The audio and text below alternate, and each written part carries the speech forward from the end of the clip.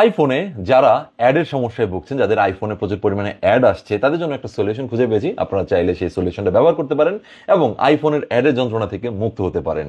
So কিভাবে আইফোনের এই অ্যাডের যন্ত্রণা থেকে বাঁচবেন সেটা আজকে দেখিয়ে দিচ্ছি। ভিডিওটি শেয়ার দিয়ে দেবেন সকল আইফোন ব্যবহারকারীদের জন্য কাজ আসবে। পাশাপাশি আমার এটিকে ফলো দিয়ে রাখুন, এরকম অনেক ইম্পর্টেন্ট ভিডিও আসবে যা আপনার কাজে দেবে। So let's check it out. প্রথমে আপনি সাফারি ব্রাউজারে চলে যাবেন। সেই ক্ষেত্রে নিচে গিয়ে ইউআরএল এর জায়গায় গিয়ে লিখতে পারেন শুধু ডিএনএস স্পেস iOS।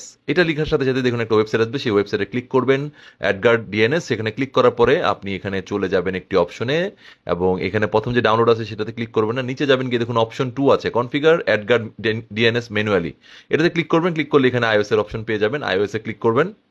iOS এ ক্লিক করার পরে এখান থেকে আপনাকে দেখাবে যে ডাউনলোড কনফিগারেশন প্রোফাইল, এটাতে ক্লিক করবেন এবং এই প্রোফাইলটাকে ডাউনলোড করে নেবেন আপনার আইফোনের জন্য এবং অ্যালাউ দিয়ে দিবেন। অ্যালাউ ক্লিক করার পর আপনার এখানকার কাজ শেষ।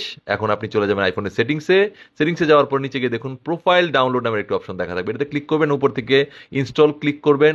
আপনার মোবাইলে পাসওয়ার্ড চাইবে, সেই পাসওয়ার্ডটা দিয়ে দিতে হবে এবং আবার ইনস্টলে ক্লিক করবেন। ব্যাস, ইনস্টল হয়ে যাবে আপনার কাজ শেষ। এরপর আপনার আর অ্যাড আসবে না। এখন যদি আপনি মনে করেন না আমি আর এই অ্যাপটা ইউজ করতে চাচ্ছি না, সেই ক্ষেত্রে আপনার এই অ্যাডগার্ড ডিওএইচ এটাতে ক্লিক করবেন। আপনি ক্লিক করে রিমুভ প্রোফাইল দিবেন এবং আপনি চাইলে আবার এটা আপনার মোবাইল থেকে পাসওয়ার্ড দেওয়ার সাথে সাথে এটাকে আপনি রিমুভও করে দিতে পারছেন।